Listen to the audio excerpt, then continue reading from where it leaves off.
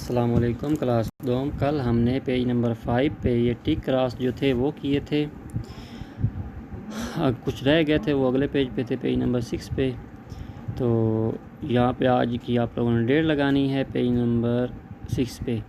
تو چلیے آج پھر اس پیج کی ریڈنگ پڑھ لیتے ہیں اور آپ لوگوں نے اس پیج کو کل یاد کرنا ہے، ٹھیک ہے۔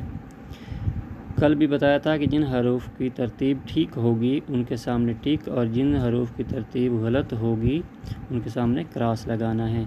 اب یہ پہلی لائن ہے، دال ڈال زال رے اڑے زے زویں، یہ ٹک ہے، یہ ان کی ترتیب ٹھیک ہے۔ صا ضاد غین فے غین قاف گاف چھوٹی یہ کراس ہوگا۔ میم نون واو ہے حمزہ چھوٹی یہ بڑی یہ ان کی ترتیب ٹھیک ہے تو یہ ٹک ہوگا۔ آخری لائن ہے، سین نون صاد واو زویں ہے غین، تو یہ ان کی ترتیب غلط ہے اس لیے یہ کراس ہوگا۔ نیچے ہیں کالم، ساتھ ساتھ آنے والے حروف کو ملائے جیسے ایک کو ملایا ہوا ہے۔ ٹے کے بعد کون سا حرف آتا ہے؟ سے۔ لام کے بعد میم، زے کے بعد زویں، صاد کے بعد زواد، کاف کے بعد کاف، چھوٹی یہ کے بعد بڑی یہ، نون کے بعد واو، سین کے بعد شین، عین کے بعد غین، گاف کے بعد لام۔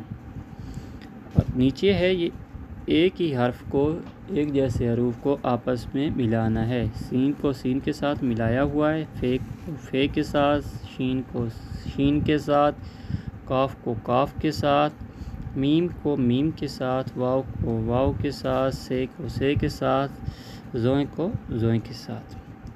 آگے ہے، توئیں کو توئیں کے ساتھ، عین کو عین کے ساتھ، لام کو لام کے ساتھ ملانا ہے، نون کو نون کے ساتھ، زے کو زے کے ساتھ، زواد کو زواد کے ساتھ، زویں کو زویں کے ساتھ، حمزہ کو حمزہ کے ساتھ۔ اور یہاں پہ آج کی آپ لوگوں نے ڈیٹ لگانی ہے، اور اگر یہاں پہ آپ لوگوں کو سمجھ نہ لگے تو جو آپ لوگوں کو نوٹس دیے ہوئے ہیں اردو بے کے، اس سے بھی دیکھ کے آپ لوگ یاد کر سکتے ہو۔